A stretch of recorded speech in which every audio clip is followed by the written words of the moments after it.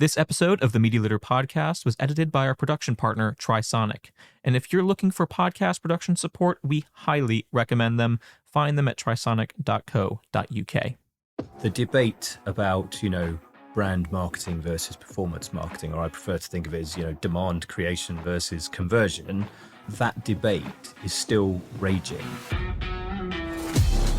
Welcome to the Media Leader podcast. I'm Jack Benjamin. Last December, Phil Smith, the Director General of Isba, which is the trade body for advertisers, announced he would be stepping down after 8 years. Succeeding him is Simon Michaelides, who most recently worked as the interim chief customer officer of Great British Racing. Recently, it was my pleasure to sit down with both Smith and Michaelides to discover the outgoing Director General's legacy and the incoming Director General's initial priorities for Isba and its members. During Smith's time at Isba, he was one of the key architects of Origin, the cross-media measurement service that he will now continue working on as its chairman.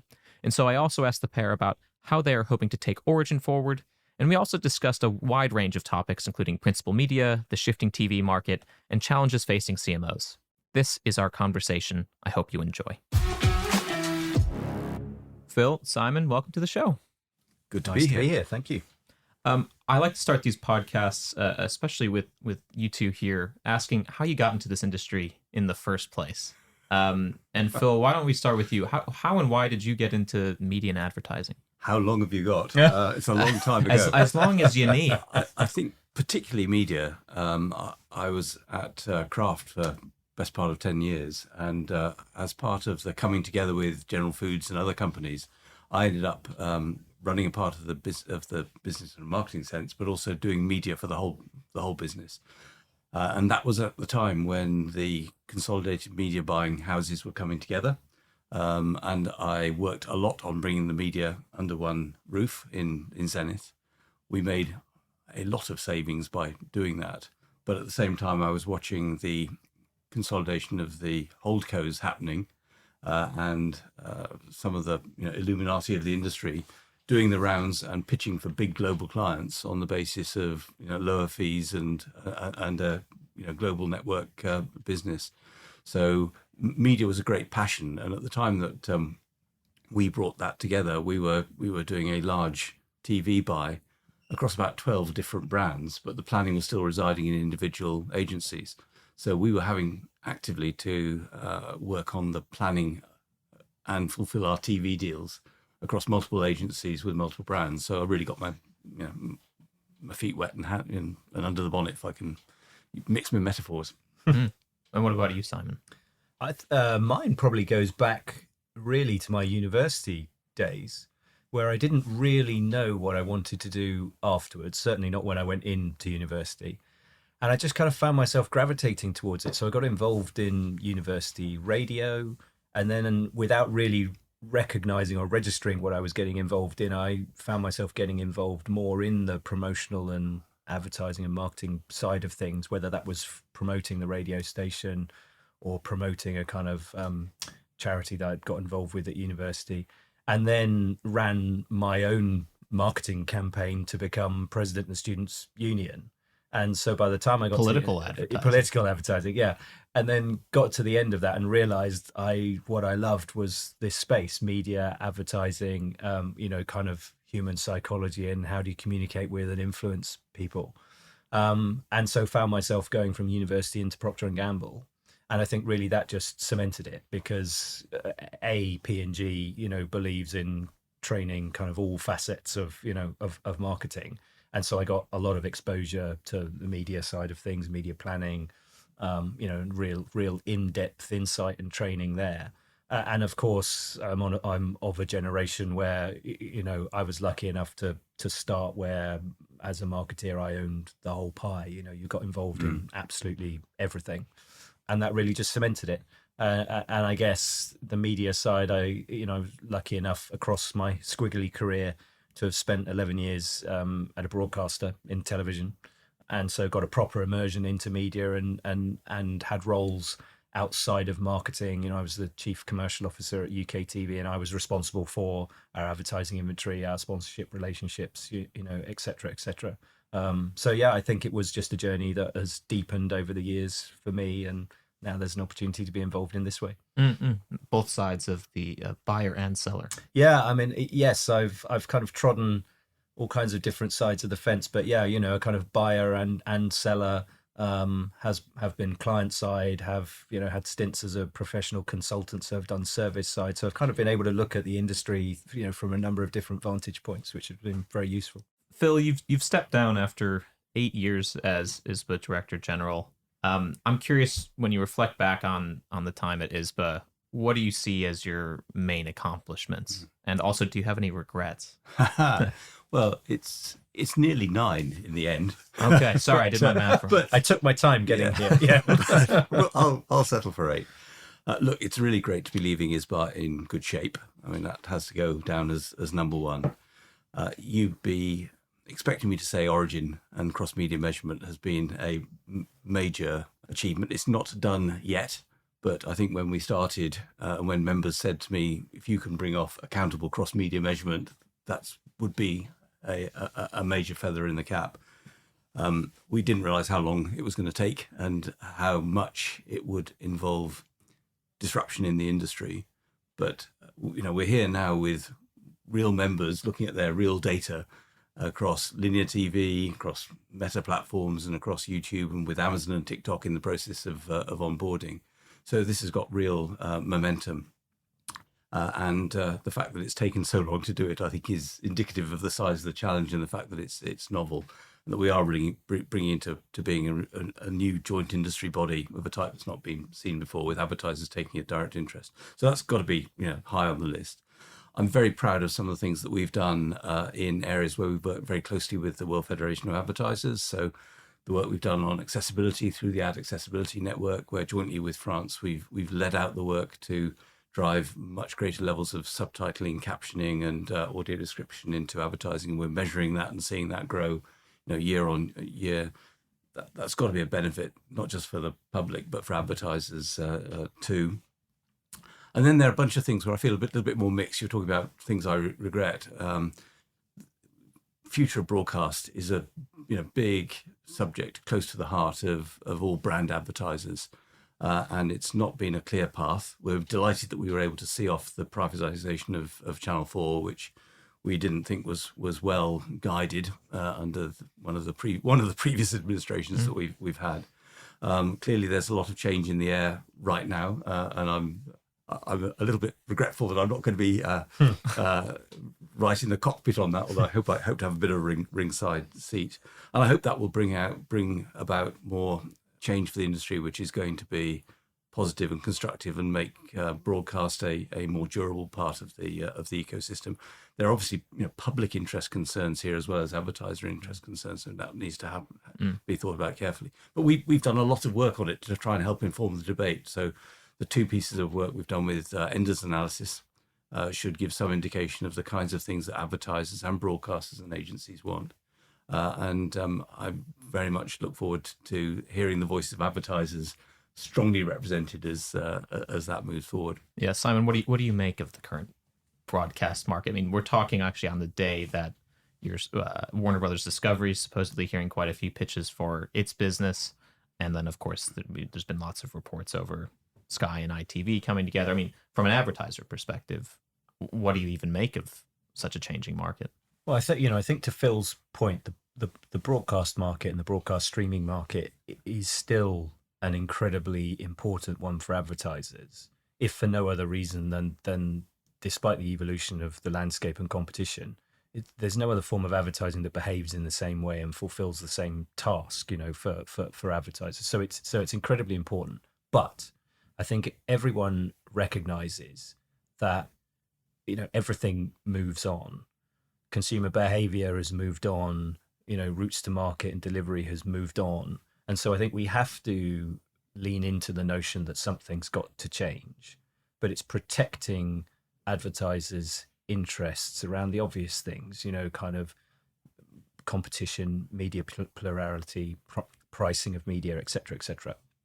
I think all of that is really critical, and the voice of advertisers has to be heard and incorporated into that debate. But I think it would be naive to think that some form of consolidation is not just going to happen, but is actually necessary to happen. I think what and having worked in a domestic, kind of broadcaster, the thing that the streaming services brought to the table that totally changed the game was scale. And I think everyone recognizes that really the only way to survive, regardless of all the other benefits that that it brings, is scale. You somehow have to find scale and the efficiencies that come with that.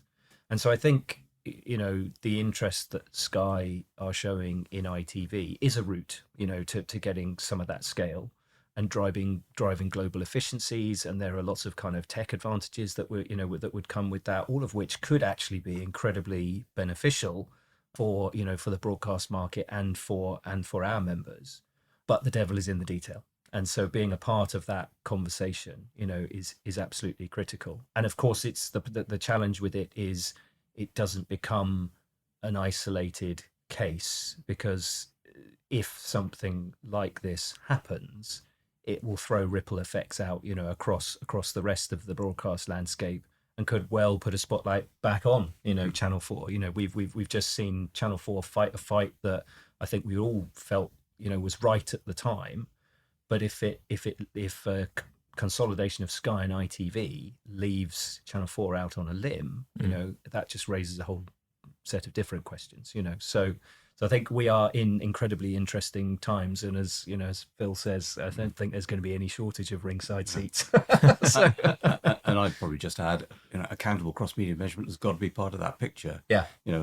We started this because advertisers can no longer rely on one medium to do all the job. Right, exactly. To get the kind of reach that they want, and media have to be played in combination with one another. To be able to do that effectively, you need to be able to get a decent read across all of those things, and to be able to orchestrate your campaigns. And if what we're really saying here is broadcast now plays a role within a bigger picture, then I think measurement has to be part of that solution. Yeah, and there is a cruel irony that lots of the things that under Phil's tenure, a huge amount of really significant progress was made on things like media transparency, measurement, et cetera, et cetera.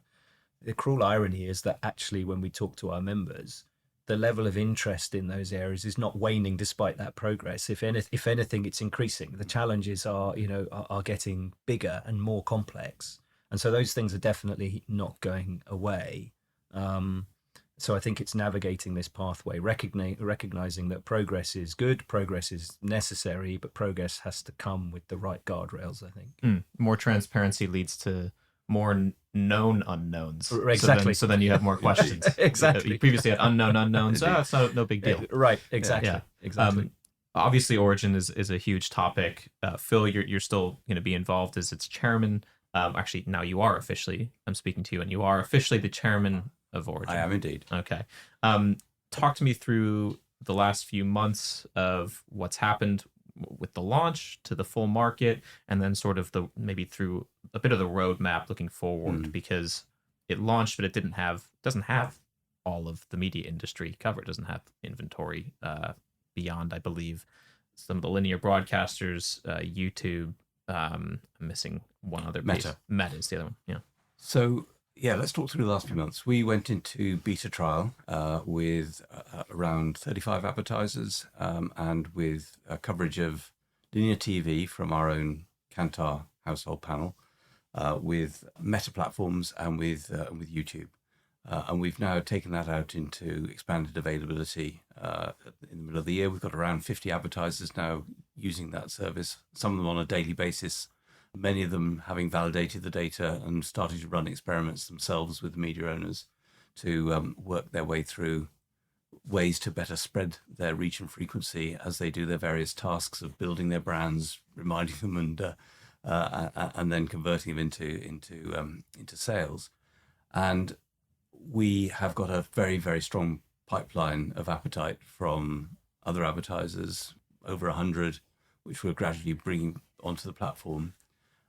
We also have plans. We are in the process of onboarding Amazon inventory and TikTok inventory into the platform.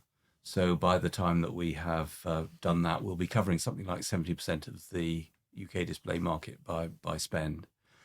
Clearly, there are gaps that we will need to fill in the area of video on demand and other areas of the market. As our Cinema, ambition. publishing, out of home. Cinema publishing are already involved in the program. We're working with Jigmail on a proof of concept. So the plans are really quite ambitious. They're going to throw up their own measurement challenges because not all media can be measured in the same way. And I think one of the things that's worth dispelling is, we're not here to be a substitute currency. We recognize that there are hard currencies that are needed for trading, particularly in linear TV. What we do want to be is an accountable and rich source of data from which people can plan and optimize their campaigns and also ascribe and attribute value through their own analysis. So the more data we can bring in, the richer that data and the metadata that comes with it, not just impression data, then the better we think people are going to be able to use that by feeding it into their MMM or their econometrics or whatever they're using in order to be able to work out how these different parts are working together. But in the meantime, the basic building blocks of deduplicated reach and frequency are really critical. And you can see the way in which you need other platforms and other ways of getting to the market in order to be able to get to the kinds of audiences that are hard to reach. And each different audience has got different characteristics. Talk to older audiences and they get a lot of frequency and a lot of reach from linear TV still. And of course, the converse is true when you're talking about social media. Simon, how are you wanting to take Origin forward within your role going forward? Well, it's a really interesting pivot point, I think, for Origin and for Isba, because in some ways, to use a kind of metaphor, it's been Isba's baby, under Phil's leadership, but now the child is leaving the nest. So for us going forward, and for me now, I don't have a kind of formal role within Origin, as we're hiving it off as a separate organization. But Isba is still a very significant shareholder in Origin, and therefore for us it's adopting that kind of investor mentality, I think, and saying we really want to see, we believed in it in the first place. It does deliver huge benefits, back to our members and the industry at large, and we want to see it, fly and succeed. And of course, as an investor, there is then a kind of shareholder return, back to our members in terms of the insight, the knowledge, the services, that Origin can provide. So all of that is stuff that we have to navigate. Exactly what does that look like as we start to kind of pull ourselves apart, but maintain, that kind of relationship. I think more than anything, it's a kind of mindset shift, I think, for us as an organization, because our relationship with it is now changing. Again, it's a bit like we're parents. We've got a grown up child. We wish them every success, want to support them in any way we can, but it's not our job to kind of wrap them in cotton wool anymore. And that's replicated in the funding structure. So we've been collecting the fractional advertiser contribution from some advertisers going back to 2023. But the amounts that are flowing in now are growing, and the proportion of the funding that's coming from advertisers is growing and will grow to the extent that it will be the largest single contributor to the program and be a good solid basis on which to run it. I'm curious if that affects anything, because a lot of the criticism that I'll hear from the market of Origin is that, it's that the platforms love this because they're the ones that have been pushing hardest for this type of program. And then you see that reflected in the fact that Meta and YouTube, although they are huge and advertisers want to know it, were the first things onboarded in alongside linear TV. I'm curious if the funding structure changes maybe the argument to market to say, well, we're earning the money based off of every time someone buys using Origin, and you can feel a little bit better about that. We've always had that intent, and I think I would just counter the view that it's just been platforms. Clearly, accountable measurement of digital platforms has been the thing that people most wanted. When I joined, people were saying they're marking their own homework, and they listened to advertisers and came to the party, and we found a really good technical and methodological solution to do that with disaggregated first-party data being used in a privacy-safe way, but governed by a quality consumer panel. So it's this is really good, strong measurement stuff. I think if I go back to the start, we've had really strong interest from not just from platforms who've been in, Google, Meta, Amazon, TikTok, but also from direct mail, who are in pretty well from the start. The publishers in the shape of Ozone and Newsworks have been there pretty well from the start. And we've had really strong conversations with audio and we have an ongoing dialogue with the outdoor industry. And of course, there has been that dialogue with the broadcasters, and it's really been the broadcasters where most of the concerns have come from, and they've been voiced publicly, and we understand those. But to be honest, we've always felt that broadcast can stand very strongly within Origin, particularly when you start to surface the second by second data that shows that the completion rates for their ads are very, very good. And when it comes to the environments, they're able to make that argument as well.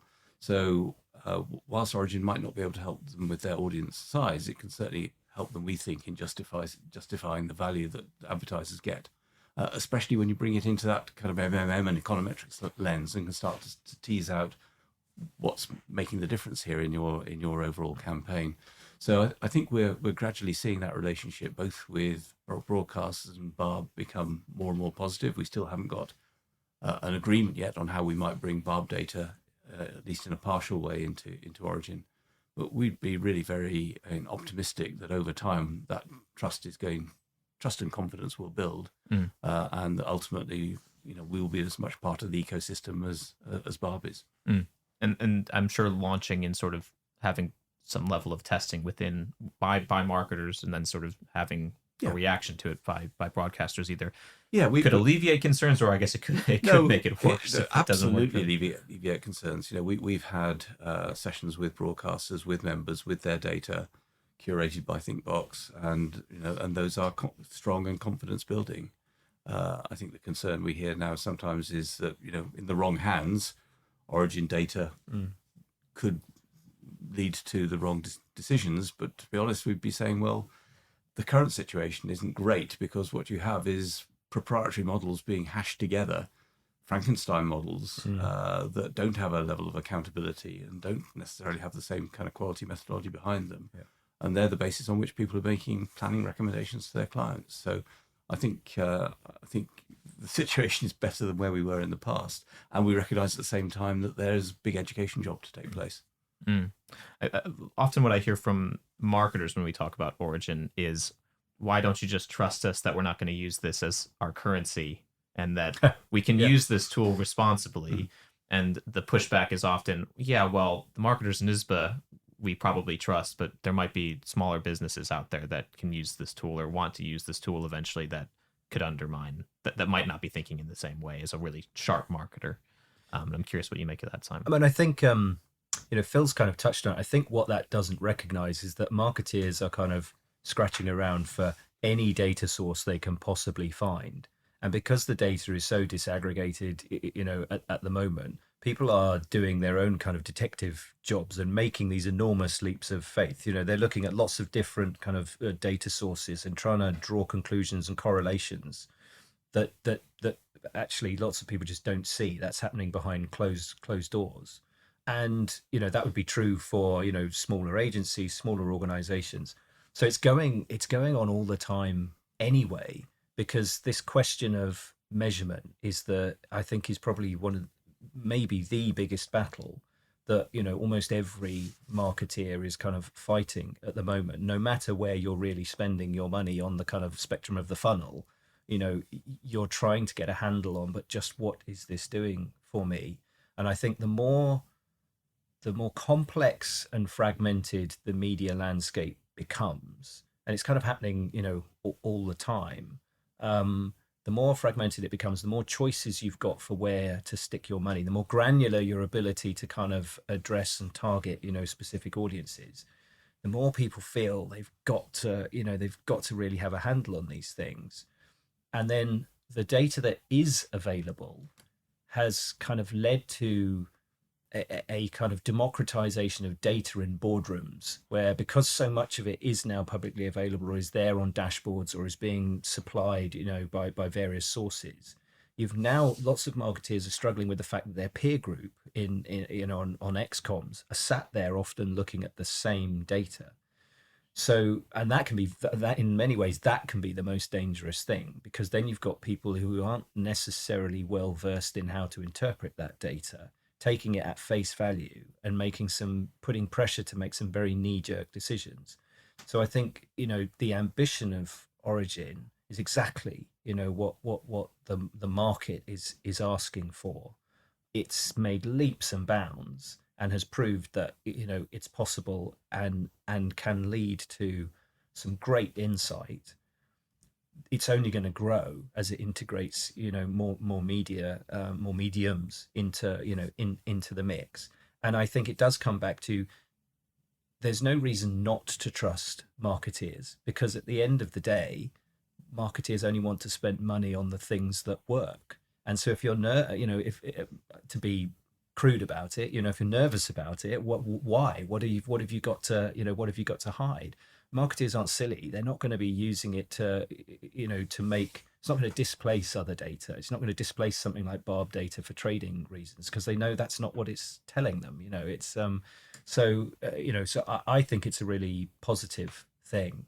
And it's not surprising that our members are welcoming it. It's not surprising that really credible members like Procter and Gamble are really leading the charge to advocate for it and sing its praises, from the treetops, because they're already seeing, the benefits that it can bring. But this notion that marketeers are looking at singular data sources today is rubbish. They're taking insight from wherever they can get it, and they're slamming it together, and people are making judgment calls. So the more we can make them properly informed, strung together calls, the better. Simon, at the time we're speaking, you're about a week into officially the role. And reportedly you're a change agent. Or at least I've seen that written in other trade press. I'm curious, what's your top priority apart from what we've been discussing with Origin, but also what do you want to change? What wasn't Phil doing well enough, or what would you like to do differently? Well, so I don't think there's nothing that Phil wasn't doing brilliantly. And I think that was a leading question. Well, no, I say that. I'm sat behind him. But I think one of the challenges for Isba is almost, what are we not going to do, rather than what are we going to do? Because actually, all the things that have been on the agenda, during Phil's tenure, as we've already touched on, they haven't gone away. They are all things that just keep evolving. But I think it's the other stuff, that has bubbled up to the surface as well. And so I think, to answer your question, my agenda, I think I can probably summarize in one word, is relevance. I think it's quite, it's in some ways, it's a very helpful thing to be stepping into this role in Isba's 125th year. That's quite a sobering thought when you go, this is an organization that has been relevant and been impactful and been around and served this industry very well for 125 years. So my task is how to make sure going forward that it's just as relevant and just as impactful. But I'm mindful of the fact that I'm stepping in at a time where our industry is probably at its most dynamic, and it's probably going through the biggest transformation and period of change that we've seen, in living memory for lots of people who work in the industry. And that, I think, is at the heart of what I need to focus on. It's that question of, for our members, what does looking relevant over the next 5 years, look like? And what are the things where they are going to require Isba to have an impact in order to represent their interests? And so, some of the things we've already touched on will be very near the top of the list. Measurement is way up there. Brand safety is still up there, if not, growing. Media transparency is still there. But then I think, there are obvious things like AI, has risen right to the surface of the pile. That's going to be our version, of the next industrial, revolution. And everyone is asking questions. And that then has such a massive, all kinds of tentacles come out from that, from everything from, what does this mean for, my relationship with my agencies, contracting, remuneration, but then back into brand owners' organizations. What does this mean for my operating model? What does this mean for the structure of, marketing departments of the future? In recent years, it's been a relatively binary debate between in-housing or continuing to outsource or some kind of hybrid. You throw AI into the mix there and it just completely blows that up. It's no longer that binary. And suddenly everyone's scratching their heads going, what on earth does structure look like? What on earth does talent, progression and development look like, going forward? So I think there's a soup of things that, that for me, landing in the role now, it's quite important that we navigate some of that relatively early on, and by that I mean get a temperature check from our members, and get some direction on, look, where do you really want our support and help, and then really lean into that. But relevance, it all comes back to stay relevant. The rate of change is just so fast that there's plenty of white space. Yeah, and to your point, I get labeled as a change agent. I've used the label myself. I think really all that means, with someone who's had a very squiggly career path, anyone who chooses to stalk me on LinkedIn will see I've had a very squiggly career path. But I guess what I'm not is the steady as she goes guy. And the silver thread in my career path is I really relish those moments of transformation. I've always pointed myself at those change agendas, whether it is a burning platform or a blue sky opportunity. And that's not a critique of Isba to say, Isba needs to change, Phil wasn't doing something. It's more a recognition that our whole industry is one giant change agenda at the moment. And that is the beauty, I think, of this job. And that's the beauty of, the exciting thing for Isba to continue being at the heart of that, This episode is sponsored by Roku, America's #1 TV streaming platform, reaching over 90 million households worldwide. Roku connects streamers to the content they love and helps advertisers engage audiences through both brand building and performance-driving ad formats. Learn more at advertising.roku.com. One of the big changes is the agency model and agencies themselves. I mean, Phil, you started the conversation talking about earlier in your career, the agencies were consolidating. We're clearly in another phase where that's happening again with the big holding groups consolidating any day now. Probably by the time this podcast is out, IPG and Omnicom may well be fused. And of course, you had all the rumor mill going around recently about Havas and WPP and all that good stuff. Also, these agencies are, as you're pointing out, integrating AI models into their own business. How do your members even begin to make sense of what this landscape is going to look like within the next 12 to 18 months? And are there concerns that they might not be getting enough out of their agency relationship? I think they are still trying to make sense of it as we speak. And one of the key things that Isba can do is help them with certain aspects of how those relationships are changing. The holdco model has thrown up all kinds of issues for the way in which advertisers have to deal with their agencies. It's thrown up some conflicts of interest, to be frank, and it's thrown up some real competition and a real question about where the value is being added and how agencies get remunerated on the basis of the value that they're really adding. And we have got a strong track record of leaning into that to help give advice, guidance, and tools to our members to make sure that they're better informed as they navigate their way through those relationships.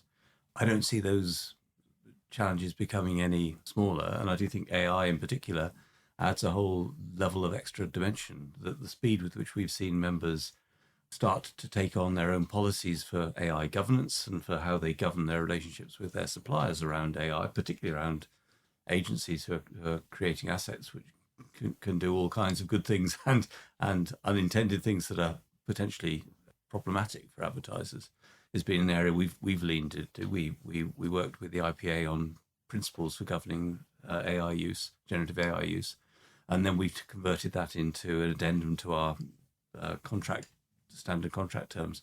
And I think there's a lot more to be done around the responsible use of AI by advertisers that Isba can uniquely add value to. But I'm sure Simon's going to be working very hard on that AI agenda. It may well be broader than that. Mm-hmm. Yeah. I think, in the last decade, this is massively oversimplifying it, last decade or so, the challenge is we've gone from a model that was low complexity, low volume, high value in terms of relationship between, advertisers and their agencies. And again, to oversimplify, turning the clock back 10, 15 years, it was still all hung off, the kind of 30-second, TV ad, and everything was kind of strung around it. The problem with the whole industry that was geared up to kind of serve that model is in a relatively short space of time, we've swung to a high complexity, high volume, low value, model. And that's very, I think advertisers are aware that then is tricky for traditional partners to service in a way that offers the best solution, for every task in hand. and in a way that can be suitably transparent in terms of, where is the money going, and how are my partners, making a fair margin on this. And I think, the holdco consolidation is in many ways inevitable, but doesn't necessarily solve the questions that advertisers are asking. So as Phil says, navigating that pathway, hearing their concerns, navigating that pathway is still going to be a big chunk of our time. I mean, yeah, to your point, holdcos kind of get squeezed a little bit. Right. They need to find margin somewhere. Right. Do you think that's undermined trust, especially sort of principal deals or trading deals? I mean, there's been a lot of press recently as well about whistleblower out in the U.S. over WPP potentially taking more rebates and not passing along money back to advertisers. I mean, I don't know what to make of that. That's an allegation. I'm not a lawyer. But is there an issue of trust, basically, between your members and agencies? I think it can undermine trust. I wouldn't want to speak for all members and all relations. They're all on an individual, kind of basis. But I think it doesn't help, the landscape when it comes to trust, because the senior decision makers on the brand owner side, are smart people. They understand the implications for the business model, for their agency partners. And the problem with everything being folded in, through further consolidation, is it just risks becoming a bit more opaque. And even at the most simple level, you realize that if your relationship as an advertiser and a brand owner is locked into, a holding company and their suite of agencies, it doesn't necessarily mean you're always going to get the perfect tool for the job. You may well do for 3/4 of your tasks, but what about the remaining quarter, of the tasks? So it's not that it is a major issue. It's not that it is causing trust problems, but I think it has the potential to. Yeah.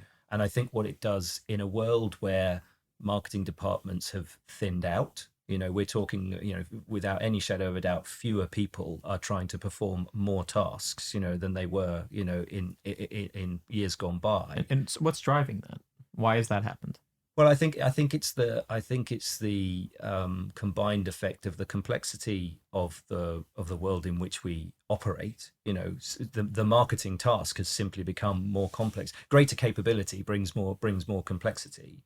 So that surely you would want more people. Well, you would want more people, but of course, over we've been in very hard and unpredictable economic times for really since COVID onwards, and so that has put financial pressures, I think, on marketing teams, largely because, again, to oversimplify it, if you're the CFO trying to control these things, marketing is almost always one of the largest discretionary budgets you've got in your P&L.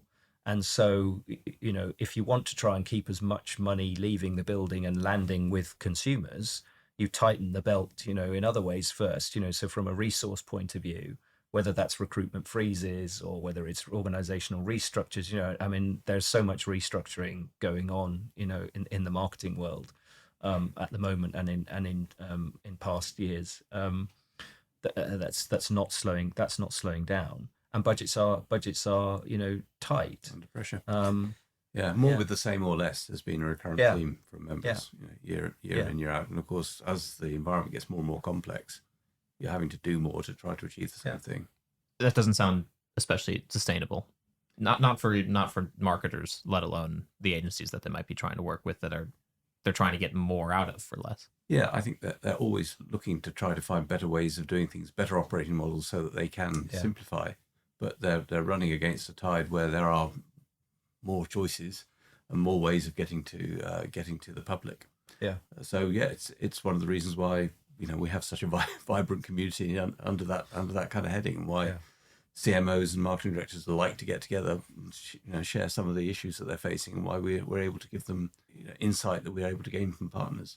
And actually, one of the things, to Phil's point, one of the things that we devote a reasonable amount of effort into is actually helping our members to understand, how agencies operate, because I think it's just everyone's so busy at the moment that it's putting a tension on relationships. People haven't got the time to invest in the relationship in the way that they might have done in the past.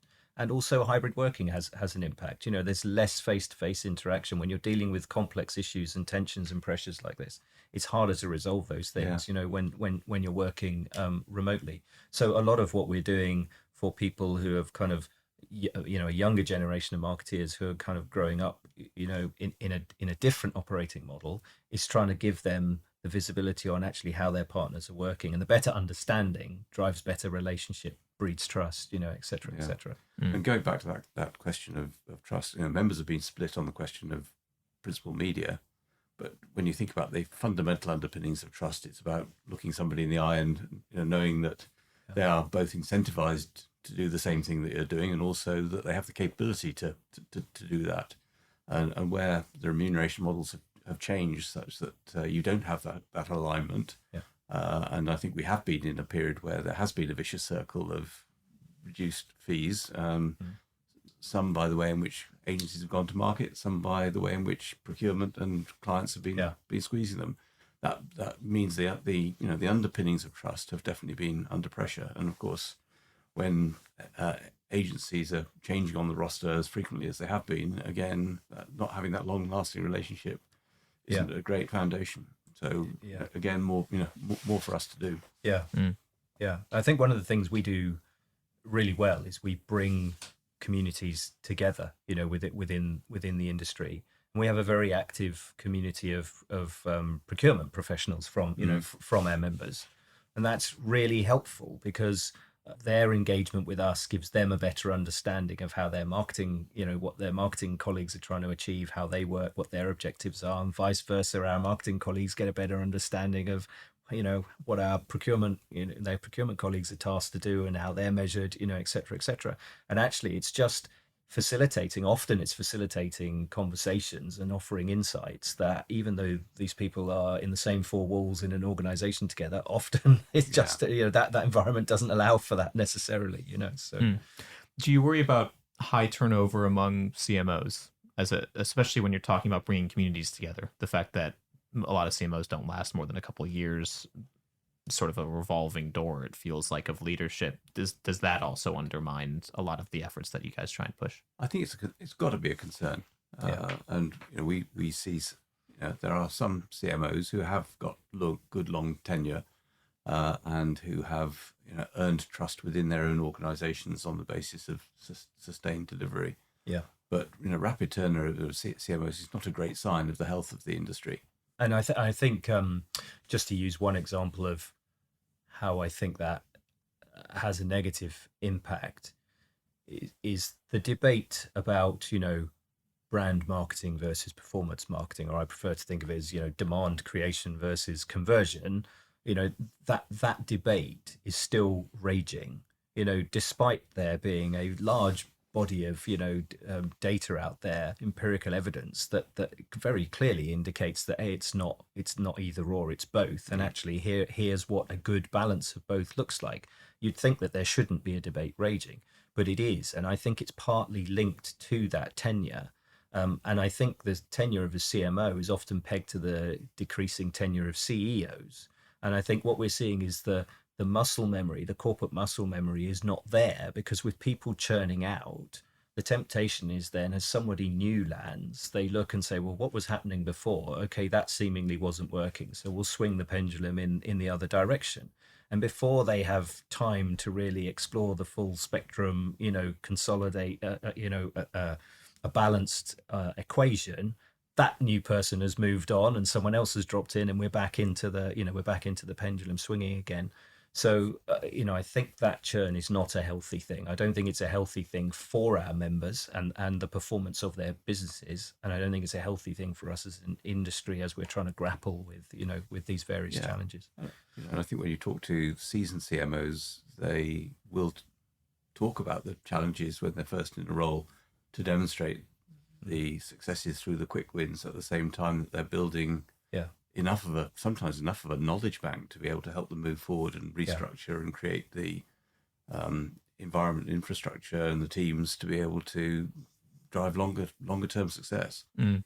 You mentioned the whole brand versus performance bit. Actually, I like how you put it between, what was it, conversion and Demand creation versus conversion. Yeah. I think that's a good way of thinking about it.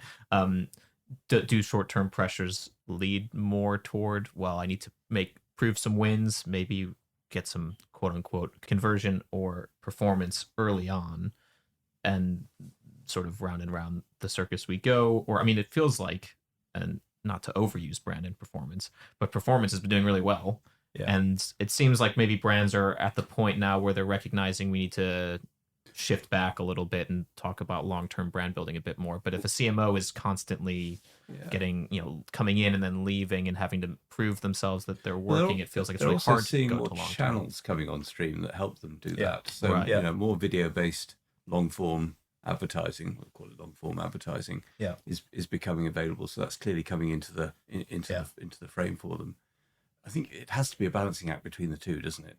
You have to create the demand, and then you have to convert it. Yes, and you have to do that in the right balance.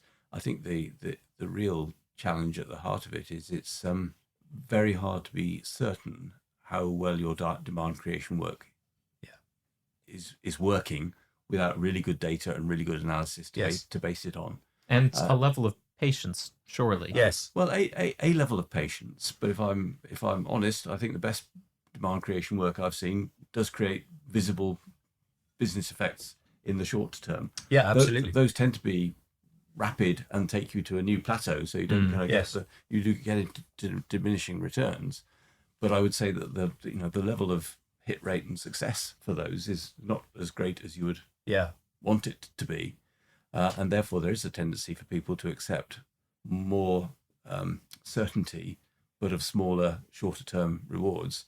And to do that at the same time as casting around for those things that are going to be transformative, which is going to take more time and involve more wastage, is something that a lot of people don't either have the patience for or get given the time to do. Yeah. And that's one of the challenges in the industry. I mean, you've had Mark Ritson say that 89% of the ads don't even get recognised as being from the right brand. Yes. System One, I think when you look at their database, only 11% of the ads that are tested are in the top two boxes. Yes. Yeah. You kind of go, brand advertising is a scale game.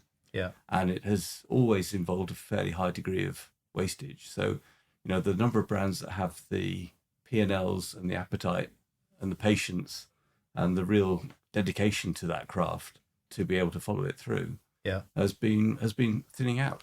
Yeah. But I think the debate gets slightly misinterpreted because we've kind of redacted this debate down to to use the IPA study name, the long and the short of it, right? Mm-hmm. But what that suggests is one does short term, one does long term, and only does long term. And to Phil's point, actually, we know that brand building delivers short term impact in when it's done well. In a relatively near time frame. It just over the longer term drives a much bigger cumulative effect. But so I think that hasn't helped. And actually, as a profession, practicing marketeers, I think don't do themselves any favors. It's why I deliberately use the term demand creation and conversion, because I think if you're a CFO sat there listening to this debate, or the marketeer is trying to present the business case for this, you're asking them to choose, would you like me to spend the money on performance? By definition, the clue is in the word, something that drives the performance of our business. Or would you like me to spend the money on brand? And I think what a CFO hears is something that delivers me cash, versus something that costs me a lot of money, is a bit fluffy. We don't really know how that's going to perform, et cetera, et cetera. But of course, that's not what we're saying. The marketeers are saying demand. And if you had the conversation in those terms with a CFO, would you like me to spend money on demand creation or conversion? I think the answer would be both. But, as Phil touched on, that demand creation side is inherently harder to measure. Yeah. And I think that has fueled part of the challenge, because the conversion side at the performance marketing end, there's a wealth of data. It's much easier to measure. And that is the data that is making it into the boardroom. That's the data that has become ubiquitous amongst the kind of C-suite.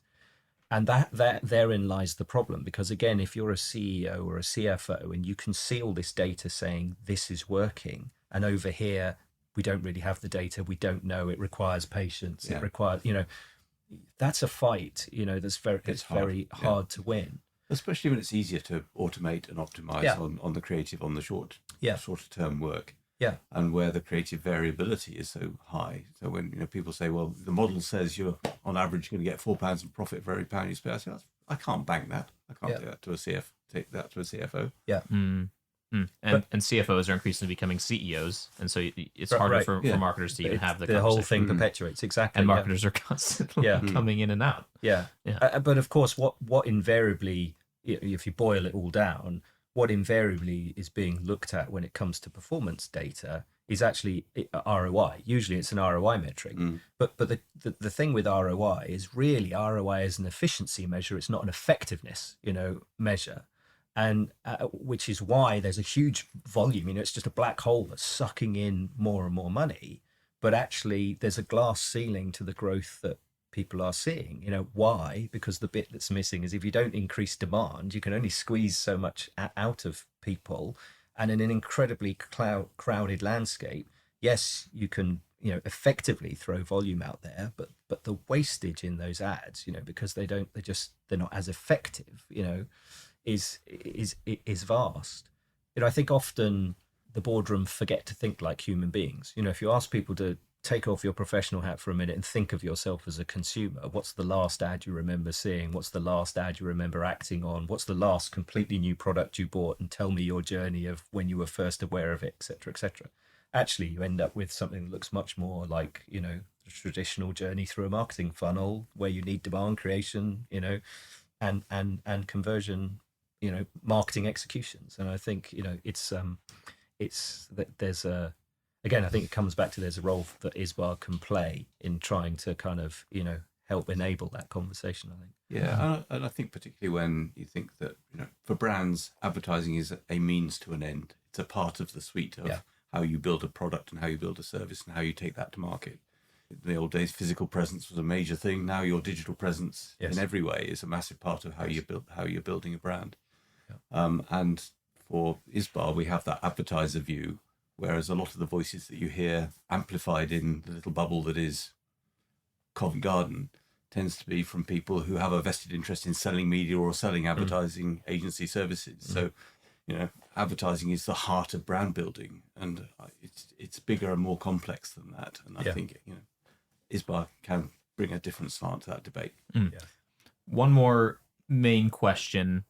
So much of this industry's growth is coming from small businesses, SMEs. When you look at AA work figures, you can sort of gauge that a lot of the pie growth is really coming from the long tail.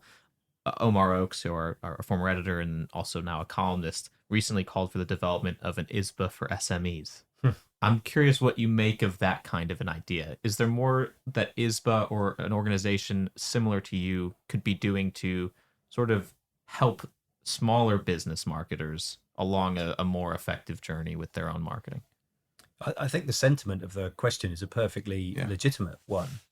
And actually, when you look at what we do as an organization, there's no reason why what we do as an organization shouldn't be, just as relevant, for SMEs.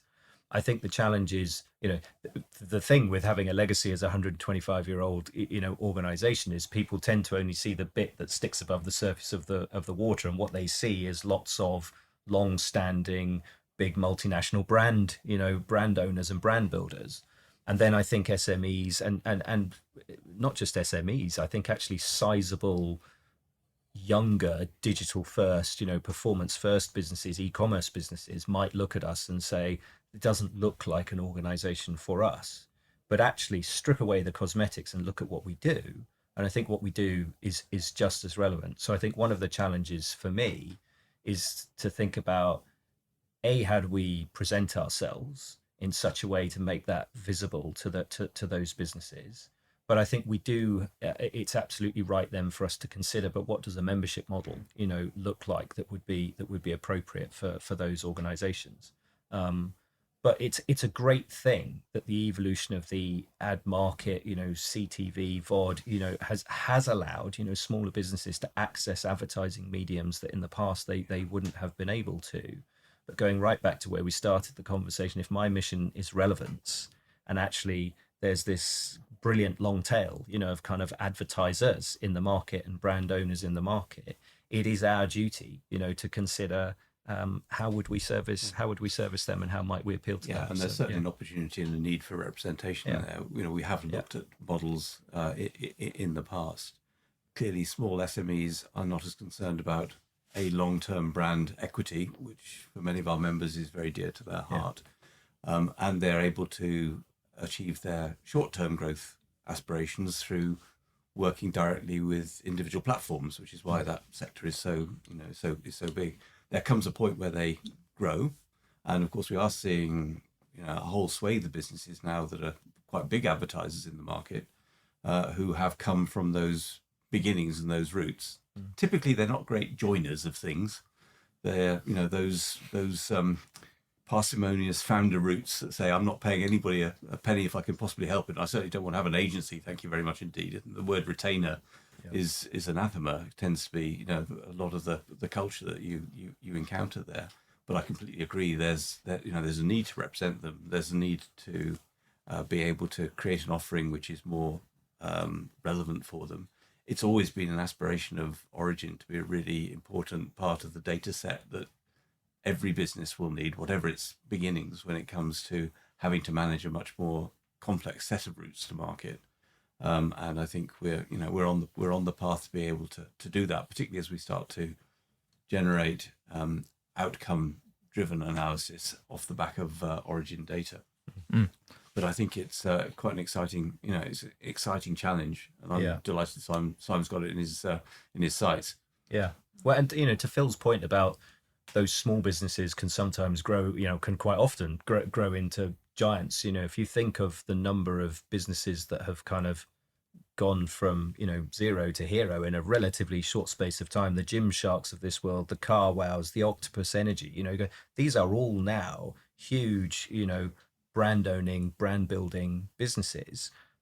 They've started from a different kind of vantage point, and so their outlook on the landscape of the industry is a bit different. But what we do is they're really, why are they any different to a Mars, to a PepsiCo? Really not, when it comes to what we do. So I think it is just recognizing that we are still relevant.